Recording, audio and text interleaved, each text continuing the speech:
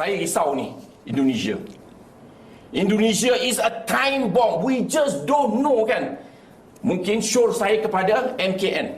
We have to control the border. Control our borders. Otherwise, that will be another huge cluster of COVID-19. Wallahu alam. Thank you for staying with Sharaad and I will consider this. That was Dr. Musa Nordin on Agenda Awani a few nights ago, speaking about the necessity of increasing border control between Malaysia and Indonesia to prevent the possibility of another COVID cluster emerging. Joining us on the line now to give us a better understanding of the situation there, on the ground we have Andreas Harsono, researcher at Human Rights Watch based in Jakarta. Andreas, good evening. Thank you so much for joining us on the show tonight. What did you make of that clip from Dr. Musa, his comments about Indonesia being a ticking time bomb? It is difficult to defend Indonesia because it is quite obvious that there is a lack of preparation on this side of the border. Indonesia has low testing rates. We are also having low preparations in terms of hazmat suit, masks. There are more than 30 doctors and nurses and other medical workers who have died over the last 5 weeks since the virus was announced by President JOKOWI on March 2nd. At the same time, our ventilators are very limited. Indonesia has only 661 public hospitals, and only half of them have ventilators. So it is difficult to defend Indonesia's situation right now. But of course, the thing that we need to do better is not only to talk about our borders, but at the same time, we need to cooperate better. We need to collaborate better because this is obviously not a Malaysia-only issue or an Indonesian-only issue or Singapore. This is happening worldwide, globally. We need to increase our international cooperation battling this coronavirus.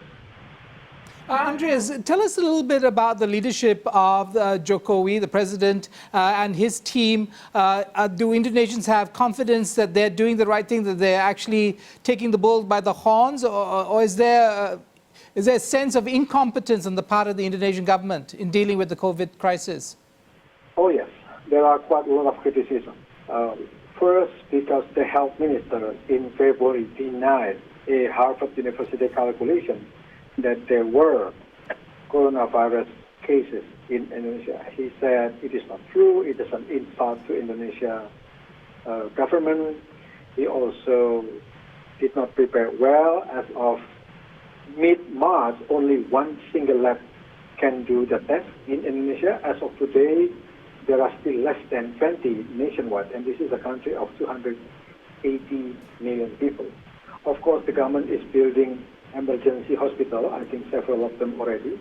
But again, you can build hospital, you can bring in beds, you can produce hazmat suit, but doctors are dying, and it takes a lot of time to train a doctor, and not to calculate doctors who are infected, nurses who are infected. Of course, they cannot work because of the infection. Thus, we are having a severe situation in Indonesia right now. Andreas, all these figures that you've raised tonight are very troubling to hear on this side of the border. But I'm wondering, given now that you have these numbers, you're talking about these facts, is there transparency now about the severity of the situation? Oh yes, people are scared. The mood is dark and darker. Especially in Jakarta, which is the epicenter of the outbreak, and to a bigger sense on the island of Java, where Jakarta is located. If the outbreak is going to spread, and of course it is spreading, the hardest hit will be Java Island, and there are 140 million people living on this particular island, Indonesia's most important island. So the mood is, people are nervous, people are scared. To some extent, people have questioning the JOKOWI government, but at the same time, I would like to say what government is prepared dealing with this outbreak.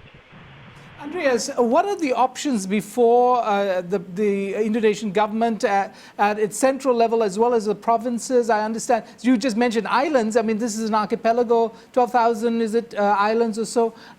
How do you do a lockdown, for instance? Is that even an option for the Indonesian government? Lockdown nationally is extremely difficult. It's not impossible because this is an archipelago. We have, depending on the tide, 17 or 18,000 islands. But of course, our main concern are not all those islands.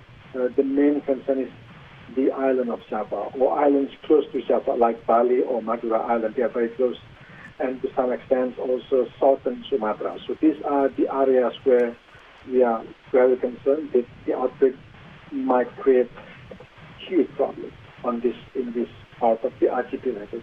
Jakarta itself will have lockdown this Friday.